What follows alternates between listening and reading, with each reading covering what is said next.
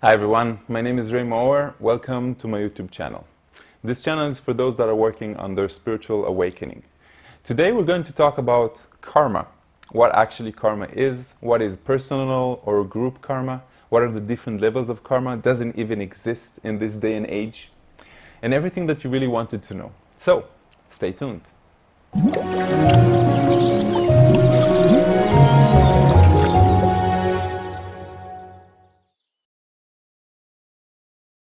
Karma. Now, you probably understand that life does work like a mirror, right? Everything that we bring out or put out, we actually get back. You've probably heard it 1,000 different times in different formations, in different understandings. But do you really comprehend how deep and profound this rule can be? It actually means that everything becomes like a mirror for who we are. In order for us to understand the things that are happening inside and the lessons that we need to learn, we have to look outside of ourselves. Now, you've probably also heard that the rules of karma, or the existence of the experience of karma, is actually reduced over time, especially now.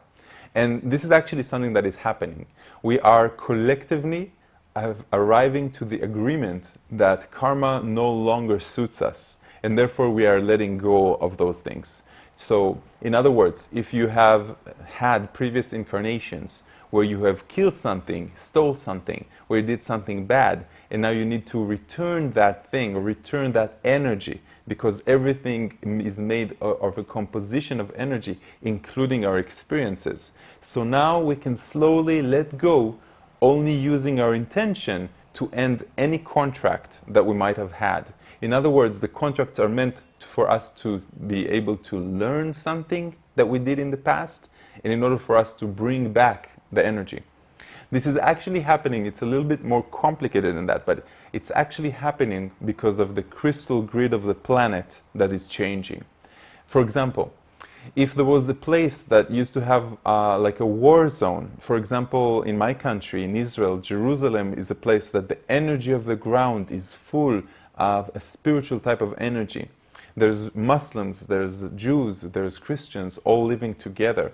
It's sort of like, it's, it's amazing. It's a sensation that is amazing. But there are certain places in the city that the ground itself had a lot of thousands of years of wars and conquering emperors and stuff like that. And that's not really good.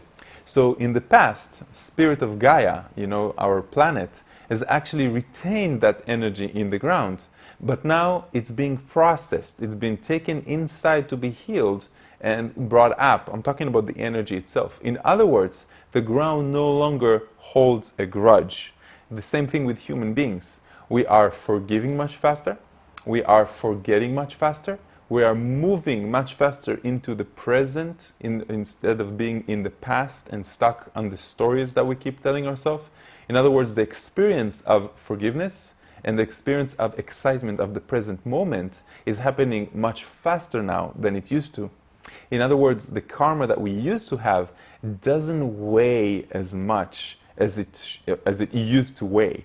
Same thing with time, by the way. Time and karma work together, right? Because time actually allows for the karmic, you can say, entanglement that happened in the past to occur back in the present.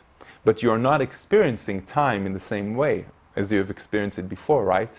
Time is a part of duality. This is from a previous video that I did about the ultimate enlightenment experience that, wow.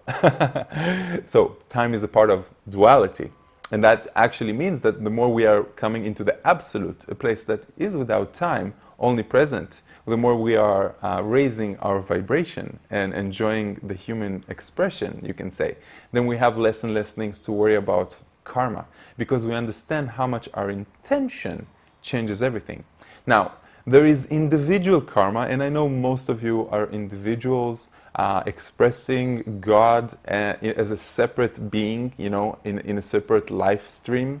And I know that we are not all always united, because we come in and out of unity, or the sensation of unity itself.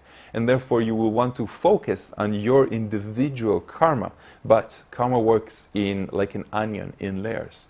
In other words, you have your own karma, But your child has your own karma with them until they grow up. It's because they take on the karma of the parents until they become their own character, their own person. When they go over the age of about 7 or something like that, then their karma begins being recreated, manufactured for themselves. Okay? Before that, the parents don't understand, but the way that they treat the children, the way that they treat themselves, the way that they had things in the past that they are not solved, the way that they did not forgive themselves and others for different negative experiences that occurred in their life, all of that goes on the child. And that's why it's so important that we will be clear, that we will be loving people, forgiving people, accepting people before we actually decide to bring a baby into the world. So that's, for example, karma that is beyond you. And then there's the karma of a whole nation. There's the karma of a whole planet. For example, I'll give you the best example. Jews. Us, in other words. The Jewish people right now are about 11 or 12 million in all of the world. 11 or 12 million. And hear how much you hear about them. How much noise we're actually making in the Middle East. And here in Israel, we're only 8 million people. You tell that to China, where they have more than a billion. Europe, more than 300 million. United States, more than 300 million. There's just a small proportion that is making a lot of noise. Now, a part of the karma of the Jewish people is that about 2,000 years ago, when Jesus was born, or around the biblical times, they actually got an amendment, they got a mission from God, which was to spread their knowledge. What do I mean? Do you know that every, you can say, religion, the big three monotonic religions, they have their own energy and vibration, their own theme, their own destiny, their own type of thing that they need to express. So Judaism needs to express knowledge. Christianity needs to express spirituality. And Islam needs to express persistence. Okay?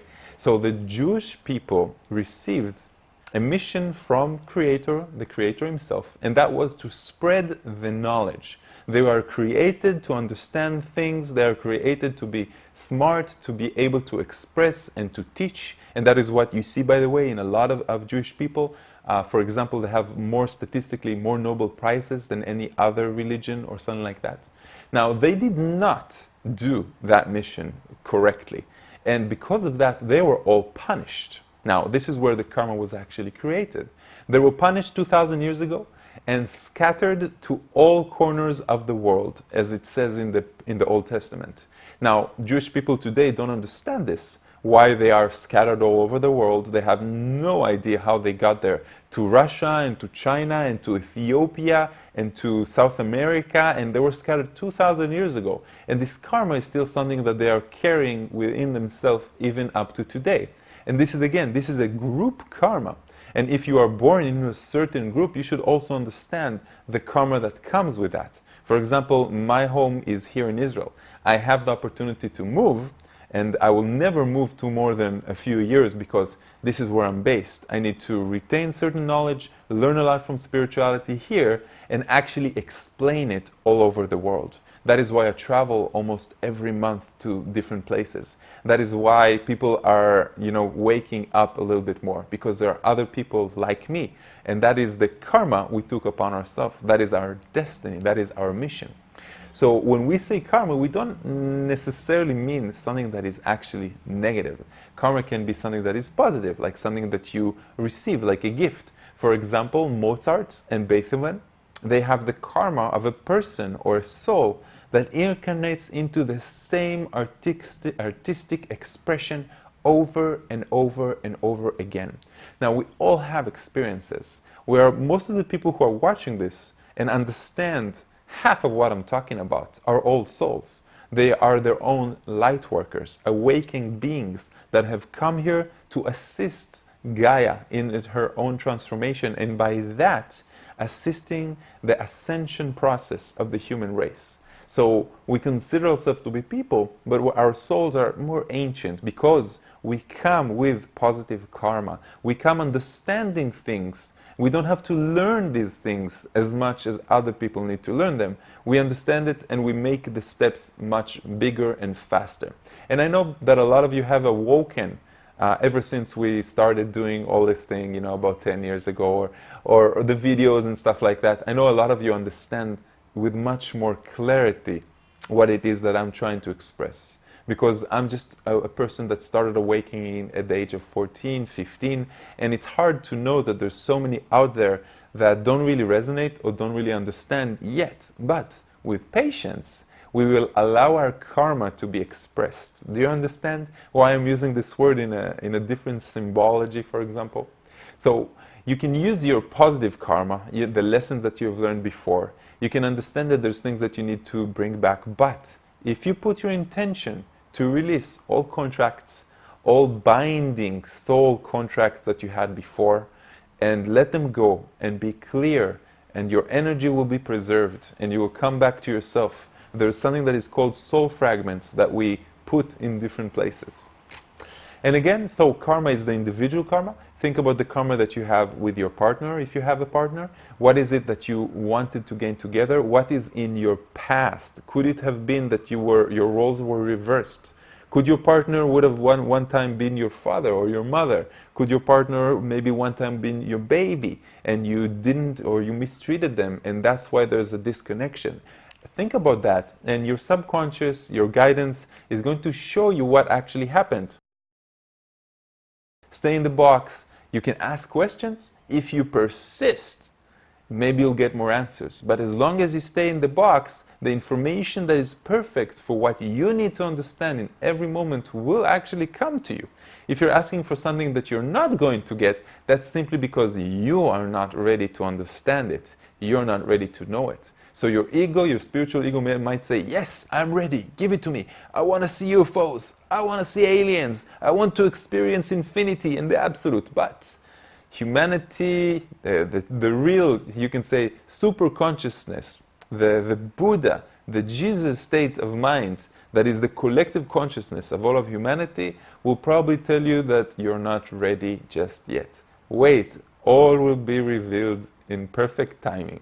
Just enjoy the present moment as much as you can. I hope this clarifies a little bit of what we talked about in karma. If this interests you, I would actually look up the crystal grid and how it's actually transforming.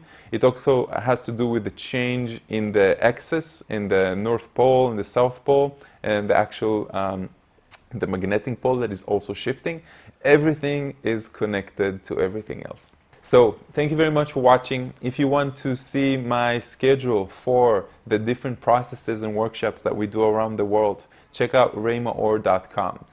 When you spend 9 days with me, a week and a half, and with other light workers, it's going to change your life. Okay, this is just watch the testimonials. It's self-explanatory. Thank you very much, and I will see you in my next video.